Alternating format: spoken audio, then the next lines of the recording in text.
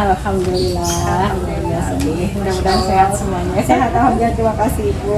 Iya Ibu, pada kesempatan kali ini pertama saya mengucapkan terima kasih atas kesediaan Ibu untuk saya melakukan wawancara dengan Ibu terkait dengan tugas saya sebagai calon guru penggerak angkatan 9 untuk tugas materi modul 3.1, yaitu Gak kerasa udah modul 3 lagi. sudah modul 3.1 Ibu, tentang kepemimpinan gitu ya, pengambilan keputusan yang berbasis nilai-nilai kebajikan pemimpin, seorang pemimpin.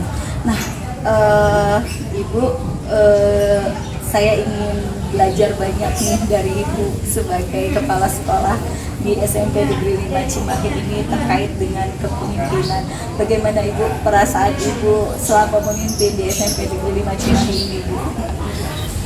Kalau ditanya tentang perasaan, ya pasti ada dua sisi ya. Ada yang senang, ada yang misalkan ada yang tidak senangnya. Tapi sejauh ini alhamdulillah karena support dari keluarga SMP 5-nya sendiri, sehingga sampai saat ini saya nikmati semua prosesnya sesuai pemimpin. Ya mudah-mudahan saja sesuai dengan apa yang diamanahkan. Mudah-mudahan saja maslahat membawa barokah keberadaan saya di SMP 5 ini. Amin ya rabbal alamin, masya Allah Ibu. Ya betul ya Bu ya, ada suka dan dukanya yang mungkin saat memimpin gitu. Nah Ibu, terkait dengan kepemimpinan Ibu ya, selama kurun waktu Ibu memimpin di SMP Negeri 5 Cimahi ini, ada tidak Ibu identifikasi yang pernah Ibu lakukan terkait dengan kasus-kasus yang tergolong ke dalam dilema etika dan rujukan moral gitu sama Ibu? Berarti sekarang 2 tahun lebih ya, 2 tahun 2 bulan saya di SMP 5. Sampai saat ini belum pernah sih mengalami hal ketika ada sesuatu lalu harus memutuskan di antara itu ada dilema etika gitu kan, atau juga rujukan moral ya. gitu kan ya. Biasanya tidak banyak hal yang seperti itu karena setiap keputusan yang diambil itu kan sudah berdasarkan regulasi, sudah berdasarkan hasil diskusi, sehingga ketika kita sampaikan kepada para guru itu sudah jadi satu keputusan dan alhamdulillah itu diterima, tidak mendatangkan kontroversi sehingga mendatangkan itu. Ya, tetapi tentu saja tidak semua. Ada juga hal-hal yang terjadi yang membutuhkan satu keputusan. Nah, sebenarnya masalahnya bukan masalah dengan guru, terutama ada contohnya yang pernah saya alami itu kasus siswa, di mana misalkan ada siswa, salah satu siswa melanggar gitu ya, melanggar aturan yang ada di sekolah. Nah, sedangkan di SMP Negeri 5 sendiri kan kita sudah tahu ada tata tertib. Nah, ketika siswa melanggar itu kan harus ada sanksi yang dia terima. Nah, ketika satu kejadian itu, nah, kita kan harus memutuskan apa tindakan yang harus diberikan kepada siswa tersebut. Iya kan? Ya kasusnya tentu saja tidak perlu disebut juga, hanya kalau boleh dibilang kategorinya cukup berat. Nah, ketika kita berdiskusi, lalu ada dua pihak yang berpendapat apa keputusan yang harus kita ambil terhadap siswa tersebut. Iya betul. Kan satu, kalau sesuai dengan aturan yang ada, pelanggaran yang sudah berat itu kan harus dikembalikan ke orang tua atau pasarnya dikeluarkan gitu kan. Yang satu ada yang mempertahankan. Nah, kasusnya terjadi seperti itu. Lalu menyikapi hal seperti itu, apa yang saya lakukan? Yang pertama tentu saja identifikasi dulu masalahnya. Kenapa siswa melakukan pelanggaran itu? Jadi harus identifikasi dulu. Setelah tahu pelanggaran apa yang dilakukan, lalu kita kumpulkan data. Tahu masalah dulu, sekali lagi identifikasi apa, kumpulkan data. Nah, setelah itu lalu kita komunikasi apa jalan yang terbaik. tentu saja kita harus melihat sisi siswanya. Sekolah kan misalkan ada saja yang ingin anak daripada pusing ya menemukan lebih baik satu anak itu udahlah banyak 1000 anak yang lain satu dikorbankan. Kan kita tidak bisa seperti itu. Harus mempertimbangkan juga ke depannya seperti apa, mau bagaimanapun itu anak kita. Nah akhirnya alhamdulillah setelah berdiskusi, setelah berkomunikasi, diambillah jalan yang bisa mengakomodasi kepentingan semua. Jadi saat itu sudah didiskusikan, siswa tidak langsung dikeluarkan, tapi kita bina dulu supaya siswa menyadari kesalahannya. Kalau mengeluarkan sih mudah gitu ya, kalau keluar atau dikomunikasikan orang tuanya sudah menerima. Iya, ada anak yang melanggar, menerima kalaupun harus dikembalikan gitu kan, tapi kita tidak seperti itu tujuan pendidikan kan. Apa tujuannya untuk kepentingan siswa.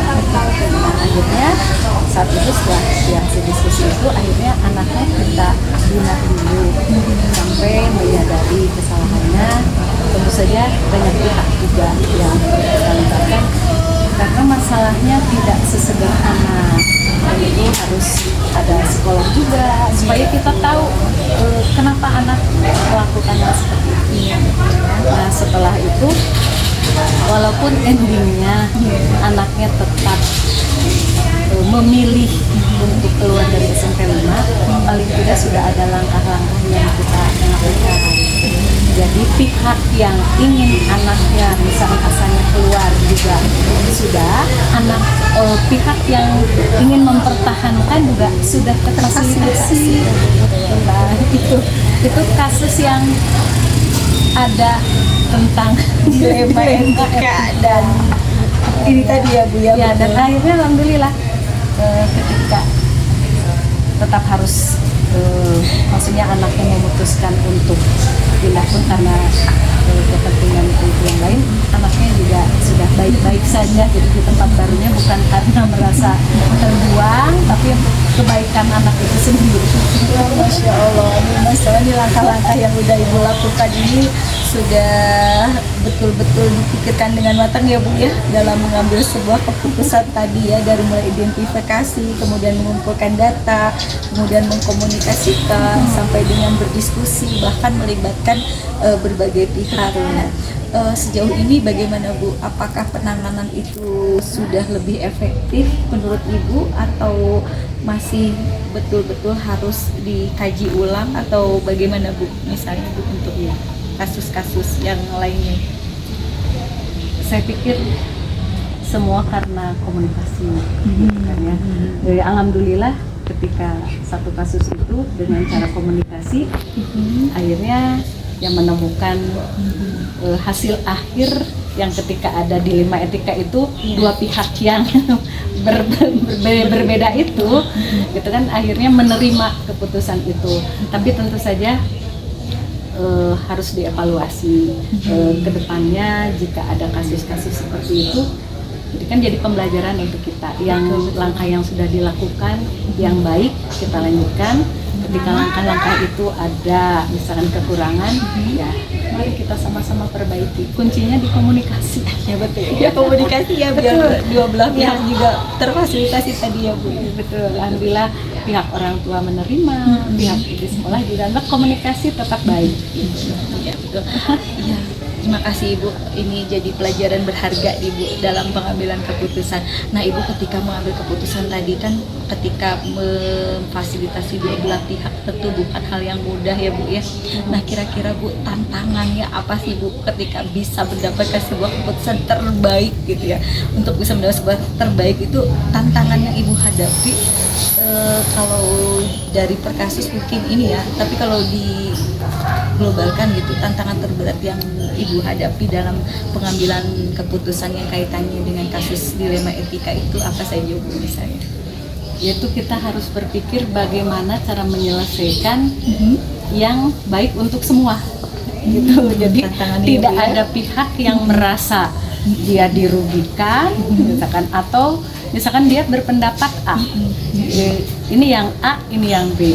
Kebayang kalau kita misalkan mengambil keputusan berpihak ke A, si B bagaimana? Iya, betul. Kita mau yang si B, si A gimana? Nah, yang penting walaupun nanti keputusannya cenderung ke salah satu pihak, tetapi harus dikomunikasikan dulu sehingga pihak yang lain itu bisa menerima alasan-alasannya. Nah, yang tantangannya gitu, kita harus memahami bagaimana karakter dari pihak-pihak yang berbeda itu, bagaimana cara kita mengkomunikasi. Jadi intinya yang saya rasakan itu bagaimana cara kita mengkomunikasikan saja, walaupun berbeda pendapat, tapi setelah kita komunikasikan dengan argumen-argumen bahwa ini loh yang jadinya alhamdulillah bisa menerima. Itu yang Keren ya, keren. Jadi lebih memahami lagi ya Bu ya karakter dari masing-masing kedua belah pihak tadi yang bisa menyelesaikan sebuah masalah dan mengambil keputusan terbaik. Nah Ibu, selanjutnya saya juga ingin belajar dari Ibu Bu terkait dengan pengambilan keputusan ini. Apakah Ibu dalam mengambil sebuah keputusan untuk menyelesaikan masalah-masalah itu membuat jadwal tersendiri, ataukah ada tata kala begitu Bu ya dalam penyelesaian kasus dilema etika, atau ketika itu gitu, atau seperti apa Bu penjadwalan untuk penyelesaian setiap kasus? tergantung kasusnya. Mungkin ada satu kasus yang harus segera diselesaikan. Kalau tidak, malah jadi berkepanjangan. Iya, bukan menemukan solusi, malah menimbulkan masalah yang baru. Gitu. Ada juga, kalau misalkan kasusnya memang harus dipikirkan dengan matang, justru mengambil keputusan cepat bisa jadi tidak baik, karena harus banyak pertimbangan yang harus kita pikirkan gitu. Jadi tergantung kasusnya.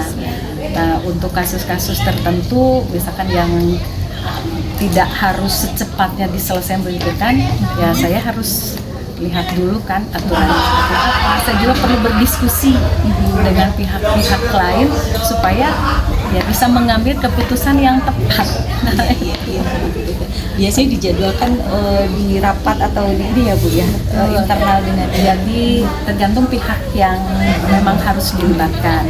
Kalau misalkan cukup dengan para wakil kepala sekolah, komunikasi saja. Iya. Kalau misalkan kasusnya ada siswa, ya dengan tim kesiswaan. Kalau menyangkut dengan guru, ya beberapa pihak ya ikut dilibatkan. Tergantung masalahnya dengan siapa kita. Baik Ibu, terima kasih banyak sih. Nah, ternyata dalam mengambil keputusan tadi betul-betul ini ya Bu ya, kita melihat gitu kasus per kasusnya gitu ya dalam penyelesaiannya. Nah, selama ini yang Ibu rasakan faktor-faktor apa Bu dalam diri Ibu yang bisa mempermudah gitu ya, bisa mempermudah atau membantu Ibu dalam mengambil sebuah keputusan terkait dengan kasus-kasus dilema etika ini Bu? Kembali ke yang tadi, menurut saya komunikasi Yang mempermudahnya ya, komunikasi dengan jadi kalau kita sudah terjalin komunikasi yang baik, ada chemistry di antara yang pihak-pihak terkait, itu akan lebih mempermudah. Ya itu satu. Yang kedua juga kita harus paham regulasinya. Kita harus ngerti. Jadi kalau ada satu masalah, kita harus tahu aturannya itu apa. Tidak bisa kita mengambil keputusan berdasarkan kemauan kita. Gitu. Itu yang akan lebih mudah. Ketika kita harus memutuskan, kita tahu aturannya, itu kita bisa lebih mudah lagi ya Bu ya, lebih mudah gitu. keputusan. Kemudian yang berikutnya itu dikomunikasikan. Komunikasi ada pihak terkaitnya ya Bu ya. Baik, Ibu terima kasih banyak nih apa yang tadi sudah Ibu sampaikan, hasil wawancara saya banyak mendapatkan pelajaran berharga terkait dengan pengambilan keputusan sebagai seorang pemimpin ya gitu ya Bu.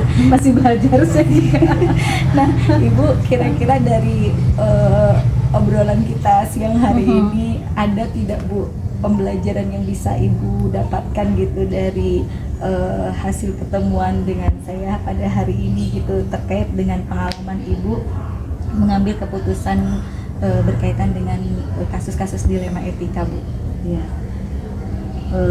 Dari setiap pertemuan mudah-mudahan ada hikmah ya yang harus kita ambil. Jadi yang pelajaran yang saya ambil dengan wawancara seperti ini, jadi saya juga harus terus belajar bahwa kita harus menyadari setiap manusia itu unik. Apalagi di sekolah seperti SMP Negeri 5 ini, jumlah personel sekarang ada 71 dengan 56 guru dan tenaga administrasi. Tentu saja tiap orang kan punya pemikiran bisa jadi yang berbeda. Karena itu kita harus memahami itu, bahwa setiap manusia itu berbeda, pasti punya pemikiran dan pendapat yang berbeda juga. Nah, di situ kita harus memahami itu gitu. Nah, karena itu sekali lagi kuncinya komunikasi sangat penting. Bagaimana kita menyampaikan ide-ide, keputusan kita, tentu saja dengan tadi aturan, dengan cara yang tepat menyampaikannya sehingga semua pihak, orang-orang yang berbeda karakter itu bisa menerima keputusan yang kita buat. Nah, tentu saja semua aturan keputusan itu juga harus memikirkan kepentingan bersama. Keputusan yang dibuat bukan kepentingan kepala sekolah, gitu kan, tapi bisa juga nyaman untuk semua sehingga semua dengan ikhlas melakukan setiap keputusan yang dibuat di sekolah. Insya Allah, Ibu tetap semangat selalu ya Bu ya. Terima kasih banyak hari ini sudah berbagi ilmu tentang kepemimpinan, kaitannya dengan pengambilan keputusan yang betul-betul bisa memfasilitasi semua pihak ya Bu ya. Bukan hal yang mudah. Ibu semoga tetap semangat selalu bisa memimpin sekolah ini lebih baik lagi dan tidak ada dilema-dilema etika yang kiranya bisa menghambat ya program sekolah lagi ya Bu ya. Satu lagi dari komunikasi itu, kalau kita sudah berkomunikasi dengan baik, kita juga harus terbuka menerima masukan dari semua pihak gitu. Artinya kalau komunikasi terjalin, maka guru-guru pun akan terbuka dari masukan. Nah, itu kalau kita menerima masukan terbuka, mereka pun kan akan terbuka juga menerima apapun. Iya betul kuncinya komunikasi komunikasi dan terjalin ininya ya, komunikasi yang erat gitu ya Bu ya, antar warga sekolah semuanya. Ya, karena kepala sekolah juga kan manusia, pasti juga ada kekurangan itu perlu masukan juga dari. Iya Ibu, terima kasih banyak nih atas waktunya. Sehat selalu Ibu. Amin. Sukses terus CGP-nya, mudah-mudahan berakhir dengan lulus sebagai CGP angkatan 9-nya. Ya, amin. Ibu terima kasih banyak doa dan supportnya dari Ibu dalam menjalani tugas-tugas dari calon guru penggerak ini Ibu. Terima kasih banyak. Saya juga mendapatkan ilmu yang berharga tentang kepemimpinan, terutama dalam pengambilan keputusan ini Bu. Pengambilan keputusan yang tepat, yang sesuai dengan nilai-nilai kebajikan seorang pemimpin gitu. Terima kasih banyak Ibu atas waktunya. Sehat selalu. Assalamualaikum warahmatullahi wabarakatuh. Waalaikumsalam.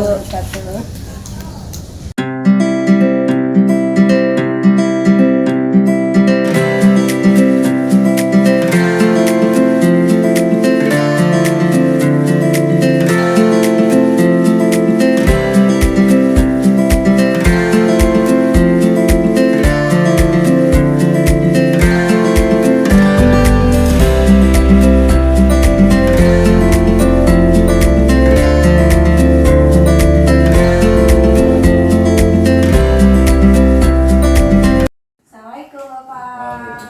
Selamat siang.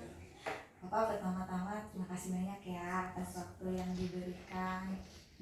Hari ini saya senang sekali bisa bersilaturahmi dengan Bapak di SMP PGRI 4 Cimahi untuk banyak belajar nih Pak, mau banyak belajar dari Bapak tentang pengalaman Bapak, tentang pengambilan keputusan yang Bapak ambil terkait dengan nilai-nilai kebajikan ya Pak ya. Terutama pada saat menghadapi beberapa hal yang kaitannya dengan dilema etika dan dilema moral gitu.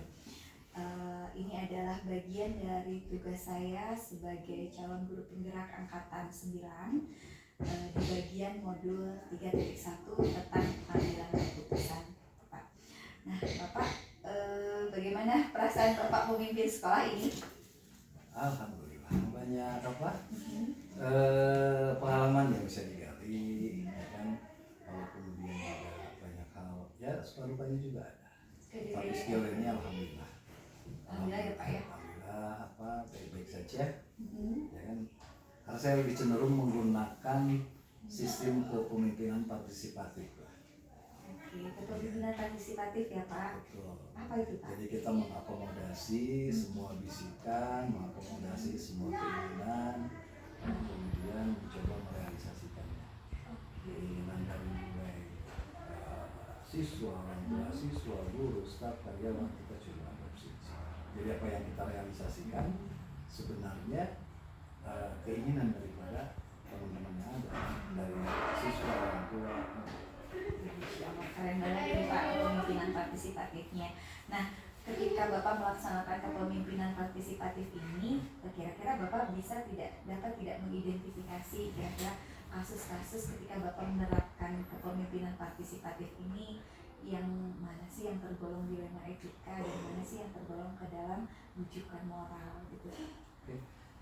Pasti itu kan ada lah yang kayak mesti hal semacam itu sering kita hadapi ya, sering saya hadapi. Tapi yang pasti ketika menghadapi persoalan, maka identifikasi yang kita lakukan harus dilakukan setajam mungkin. Nah, sehingga lakukan analisa yang dalam, sehingga titik persoalan itu benar-benar kita ketahui dengan yang sebenar-benarnya.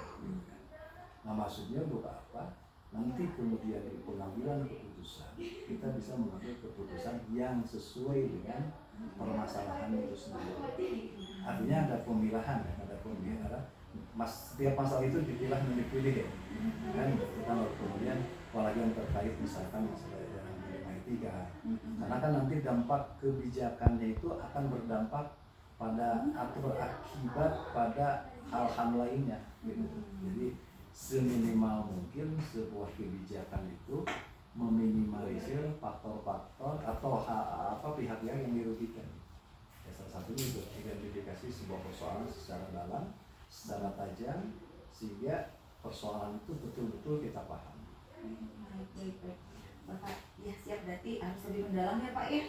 Identifikasinya sampai dengan titik persoalannya sehingga mendapatkan sebuah keputusan yang paling tepat gitu ya Pak ya. Nah, kalau boleh tahu Pak, bagaimana Bapak menjalankan pengambilan keputusan ini begitu? Ketika dihadapkan secara teknisnya gitu, apa yang Bapak lakukan ketika dihadapkan pada dua kepentingan yang sama-sama benar atau sama-sama mengandung nilai kebajikan gitu? Nah, setelah kita identifikasi sebuah persoalan dan kita ketahui apa persoalannya, pertama yang kita lakukan secara normatif kan dikaitkan dengan katakanlah peraturan yang ada. Kan begitu. Kita lihat dari kacamata aturan mana yang benar mana yang tidak benar ya. Lalu kemudian ketika kita dihadapkan pada tadi dilema etika, ya kan gitu. Dilema etika kita juga melibatkan pihak-pihak terkait ya, untuk memberikan saran, masukan sehingga kita tidak salah dalam pengambilan keputusan. Kan begitu. Lalu kemudian juga apa itu tadi namanya? Ketika kita mengambil keputusan pertama tadi kan aturan, lalu kemudian kita minta saran pendapat dari saya biasanya jangankan guru staf karyawan, siswa juga saya minta pendapatnya, tapi dengan cara-cara tentunya yang yang elegan lah kan begitu. Lalu kemudian di atas aturan itu kan masih ada. Disitulah untuk menghadapi persoalan yang bersifat dilema etika itu ada kebijaksanaan. Artinya pengambilan keputusan tidak didasarkan pada peraturan yang ada, tapi juga didasarkan pada kebijaksanaan yang ada. Sehingga dalam menjatuhkan keputusan itu tadi meminimalisir dampak buruk atau pihak-pihak yang dirugikan. Gitu. Karena kan secara teori di atas hukum masih ada yang kebijaksanaan. Wah mantap nih Pak, berarti tetap ya walaupun ada peraturan, ini kembali lagi ya Pak ya kepada kebijaksanaan sebagai pimpinan tadi ya Pak ya. Nah menurut Bapak apakah sudah efektif Pak pengambilan keputusan yang didasarkan pada kurang lebih 3 tahap tadi ya yang Bapak lakukan?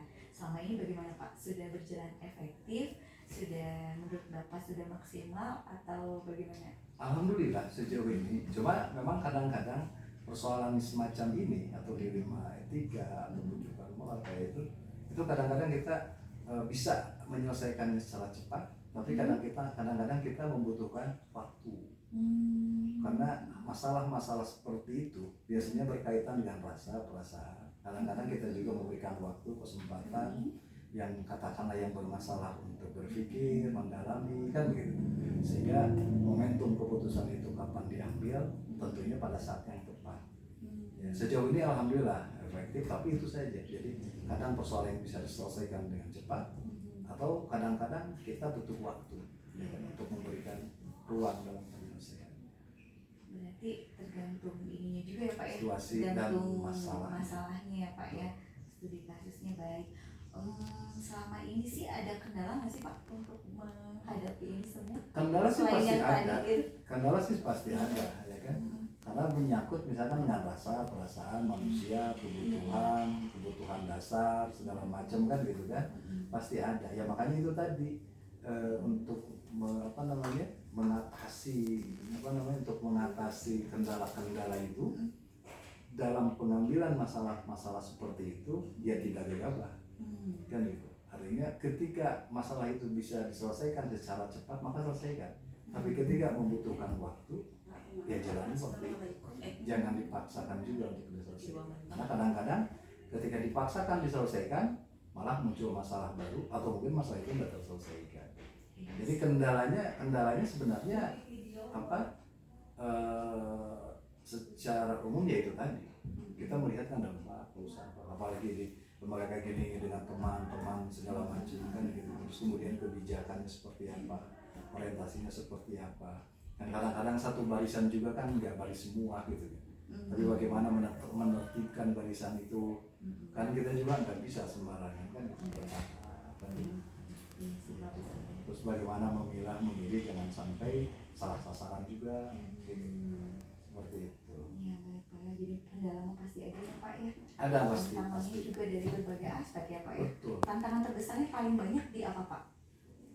Untuk pengambilan sebuah keputusan biasanya Bapak untuk menaklukkan sebuah tantangannya apa yang paling dirasa dan perasaan gitu. rasa dan perasaan mana memilih yang gitu ya. Artinya ada rasa perasaan bagaimana kita tetap berpegang pada aturan, begitu kan? Tapi kemudian juga mampu menghargai perasaan orang lain kan gitu. Lalu kemudian ketika keputusan pahit yang kita buat, kita juga berupaya bagaimana keputusannya tidak menyakiti orang lain. Kan begitu, sehingga butuh momentum yang pas ketika mengambil keputusan, termasuk instrumen pendukungnya juga harus pas. Makanya dibutuhkan partisipasi dari teman-teman yang ada semua, dari teman-teman guru, serta karyawan, dan bahkan bila perlu ya siswa, orang tua kan begitu. Iya. Untuk dalam rangka itu tadi meminimalisir kendala-kendala yang akan dihadapi. Iya, siap-siap berarti memang sulit juga ya Pak ya untuk bisa mengakomodir berbagai kepentingan terkait dengan perasaan dan tantangan tadi ya, terkait dengan perasaan bagaimana disebut sulit sih dengan enggak, tapi memang itu tahapan itu yang harus dijalani. Nah itu bagian daripada tugas kepemimpinan gitu. Jadi kan kita itu kerjanya begitu, bagaimana mengolah, melebur rasa kan gitu kan, pikiran, lalu kemudian menciptakan karya juga kan gitu. Itu sebenarnya ya itu salah satu tugas pimpinan ya begitu. Jadi nggak boleh juga dipandang sulit gitu. Itu harus ngalir saja. Kalau boleh tahu apa Pak dari etika yang paling terbanyak yang Bapak hadapi biasanya kasusnya? Jadi itu antara kepentingan kepentingan pribadi teman-teman gitu kan dengan kepentingan tugas kan begitu. Makanya contoh kasus misalnya ketika katakanlah guru nggak masuk mengajar dan itu sering nggak masuk mengajar, kita juga kan nggak bisa langsung menjustifikasi guru itu malas kan. Kita harus menganalisis ini kenapa nggak masuk. Ternyata misalkan alasannya dia punya anak bayi kan begitu, punya ini dan segala macam. Nah itu juga kan nggak bisa. Atau misalkan guru suaminya yang sakit kan gitu, itu juga kewajiban dia juga kan begitu. Jadi bagaimana menserasikannya kan gitu. Terus kemudian misalkan pedagang juga ya kan nggak bisa juga, karena ketika misalkan ada katakanlah misalkan ada perbedaan ini di para pedagang, karena kan prinsipnya sekolah misalkan dengan pedagang itu kan simbiosis mutualisme ya, saling membutuhkan ya kan. Nah di situ nggak bisa kita menghukumi atau apa. Tapi semua persoalan diletakkan secara bersama-sama, diselesaikan bersama-sama. Nah, mantap nih Pak, luar biasa. Nah, jadi penasaran juga nih Pak, kalau Bapak punya tidak tata kala atau jadwal tertentu, misalnya setelah diidentifikasi masalah-masalah yang ada gitu, kira-kira Bapak membuat penjadwalan atau tidak untuk misalnya dalam hitungan 1 minggu ada beberapa kasus atau bagaimana, ataukah Bapak punya jadwal tersendiri itu untuk menyelesaikannya gitu? Ada. Kalau sekarang misalkan kita ini misalkan rujukannya tergantung persoalannya di mana, dan itu bisa berubah-ubah sesuai dengan kebutuhan. Misalkan dulu ketika misalkan di sekolah ada persoalan teman-teman wali kelas, maka ada rapat koordinasi bulanan wali kelas. Nah sekarang kan lebih tajam lagi, misalkan pada wilayah organisasi hari ini mulai rapat bulanan misalkan para wakasek-staff, yaitu salah satu fungsinya untuk mengidentifikasi lalu kemudian menyelesaikan masalah-masalah yang terjadi. Itu yang secara terjadwal. Yang tidak terjadwal yaitu masalah itu lebih cepat lebih baik diselesaikan. Tapi kalau masih butuh waktu menyelesaikannya, maka lalui waktu itu, jangan dipaksakan. Ya, apalagi masalah yang tadi bersifat itu dilema etika, rujukan moral, kan begitu. Itu enggak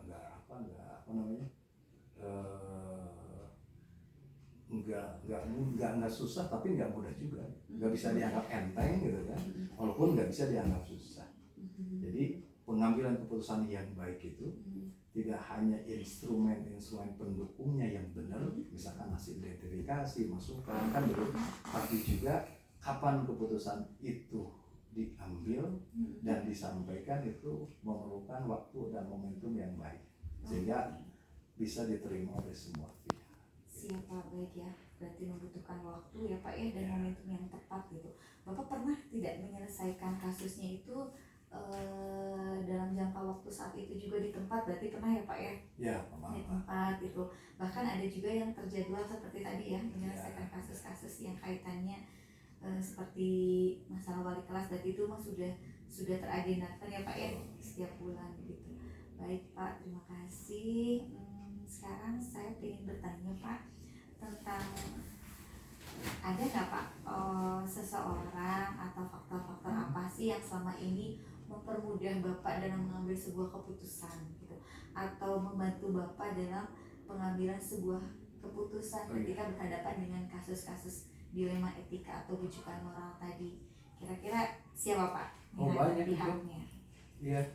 Kalau saya kepala sekolah punya wakil kepala sekolah bidang kan, ya itu ada para wakasek, ada para stafnya, tata usaha, staf, guru, karyawan, bahkan siswa di depan itu kan ada kotak saran ya. Oh, sekarang ada kotak saran. Nah itu pun dalam rangka itu membantu saya dalam mengambil sebuah keputusan, ya kan? Nah, artinya semua sangat membantu. Tergantung dari masalahnya masing-masing, karena kan setiap masalah harus dibaca secara objektif. Nah, ketika masalahnya di sektor A, maka saya harus dalami sektor A, sektor B. Jadi yang ada di sekolah ini, terutama guru, staf, karyawan, itu memiliki bagian penting dari sekolah. Artinya nggak ada yang nggak penting, semuanya penting, kan begitu. Jadi mereka harus dilibatkan baik secara langsung atau tidak langsung sesuai dengan kepentingannya dalam pengambilan keputusan. Saya biasa sih. Memang sih kalau hal yang kayak gitu saya jangan formal. Justru lebih cenderung informal. Ngobrol-ngobrolnya. Karena kalau diajak formal kan teman-teman juga kadang juga riskan juga. Iya, tanpa sadar sebetulnya bahwa informasi informal itu turut membantu Bapak juga. Justru itu yang banyak membantu saya dalam mengambil keputusan. Apalagi saya itu sebetulnya kan kepala sekolah yang paling malas mengadakan rapat ya. Artinya lebih cenderung begitu. Jadi kita cek sektor masing-masing di mana yang punya masalah, di situ kita selesaikan. Jadi dalam konteks untuk meminimalisir masalah, karena kadang-kadang ketika semua masalah dirapatkan maka malah mengeneralisir masalah, kan begitu. Setiap masalah kecil sektor A dirapatkan dengan semua sektor, malah memperbesar masalah. Saya lebih suka ketika ada masalah di sektor A, selesaikan di sektor A. Masalahnya di sektor B, selesaikan di sektor B. Jadi masalah itu kan bagusnya gitu. Kalau besar perkecil, kalau udah kecil dihilangkan. Kan begitu. Karena kadang-kadang ada konteks manajemen yang mungkin nggak tepat gitu. Ya, kadang-kadang juga saya juga suka salah sih. Misalkan gini, udah guru yang males gitu ya. Misalkan guru yang saya mungkin agak sedikit marahnya justru ke yang rajin karena guru yang malasnya nggak ada kan gitu kan, itu sebenarnya itu salah kan begitu. Lalu kemudian misalkan ada masalah sedikit di sektor apa, di bidang apa gitu, nah lo kenapa harus dibawa ke permukaan, dirapatkan kan begitu, kecuali untuk pembelajaran setelah masalahnya selesai kan gitu. Jadi kadang-kadang gitu mengeneralisasi permasalahan itu kan di situ gitu. Masalah kecil akhirnya semua dibawa, ini orang akan membaca dengan persepsinya masing-masing. Iya, betul. Kan begitu. Betul. Maka yang kayak gitu ya diminimalisir. Ya, Bapak. Terima kasih banyak nih Pak. Saya banyak sekali dapat ilmu dari Bapak tentang bagaimana mengambil sebuah keputusan berdasarkan nilai kebajikan yang tadi Bapak sampaikan ya. Nah, untuk terakhir nih Pak, pertanyaan terakhir. Dari semua uraian yang Bapak sampaikan tentang bagaimana mengambil sebuah keputusan, kira-kira menurut Bapak pembelajaran apa sih yang Bapak bisa dapatkan gitu dari setiap pengalaman yang Bapak dapatkan gitu dari pengambilan keputusan berkaitan dengan nilai etika atau pendidikan moral, kira-kira apa Pak? Ya, dari rangkaian pengalaman waktu yang berjalan, yang pasti ya kita ketika menjalaninya maka kita semakin kesini harus semakin bijak, harus semakin arif, semakin bijaksana. Karena semakin banyak yang kita ketahui kan gitu kan. Lalu kemudian dari situ otomatis kita harus lebih pandai kan, meraba perasaan orang lain, meraba pikiran orang lain kan begitu, sehingga meminimalisir itu tadi dampak-dampak negatif misalkan ini perasaan orang lain. Walaupun kadang-kadang memang dalam sebuah keputusan itu mesti ada pihak yang dirugikan, mesti kan gitu. Tapi itu tadi dengan ketika kita semakin arif bijaksana meminimalisir itu, ya kan? Lalu kemudian kita melihat konteks yang lebih besar, yaitu tujuan dan orientasi dari lembaga yang kita pilih. Karena pahit manisnya kan itu untuk semua juga. Karena kita nggak bisa juga menyajikan ke semua orang manis semua kan nggak bisa, ya kan begitu. Pasti ada pahitnya. Tapi ya mudah-mudahan pahitnya itu justru obat kan begitu. Obat bagi untuk memperbaiki baik secara personal, secara organisasi, secara kelembagaan kan gitu. Tapi yang pasti semua orang menatap dari hasil akhirnya, ya kan gitu. Akhirnya kan orang-orang yang kita pimpin akan melihat hasil akhirnya seperti apa, apa yang kita lakukan, apa untuk kepentingan pribadi, untuk kepentingan lembaga kan itu yang dipertaruhkan. Kalau misalkan selama orientasi pada kepentingan lembaga, untuk kepentingan bersama, saya kira katakanlah masalah-masalah tadi akan bisa dimaklumi juga oleh kan gitu. Tapi kalau misalkan sebaliknya ya resikonya harus kita tinggal dirasakan kan gitu. Baik, semakin kesini semakin bijak ya Pak Ya, dalam mengambil keputusan. Tipsnya Pak buat jadi seorang pemimpin yang mengambil keputusan dengan tepat itu kita tidak bisa memuaskan semua pihak nih Pak. Nah ketika ada pihak yang tidak terpuaskan, sebagai closing statement gitu Pak, penutup kira-kira tipsnya bagaimana nih Pak? Apakah berjalan dengan sesuai yang tadi gitu atau ada tips lain nih Pak untuk bisa menjadi pemimpin yang walaupun ada pihak yang itu tapi tetap gitu kita pada pengambilan keputusan yang tepat? Tipnya seperti apapun yang kita pimpin, lalu kemudian cara kerjanya dengan seperti apapun juga, mereka bagian dari kita. Mereka bukan orang lain, bagian dari kita. Kelemahan mereka, kelemahan kita. Kelemahan pimpinan. Kelebihan mereka, kelebihan kita juga sebagai pimpinan. Artinya apa? Kekurangan yang mereka lakukan, berarti kita yang harus memperbaiki. Dan tidak boleh juga kita kan menjadikan mereka objek sasaran, katakanlah malahan nggak boleh kan gitu. Jadi mereka itu tetap kita. Makanya bisa bilang di awal kita pimpinan harus mampu memaklumi kekurangan teman-teman yang dipimpin. Tapi kita yang mimpin jangan pernah berharap untuk bisa dimaklumi oleh teman-teman yang dipimpin.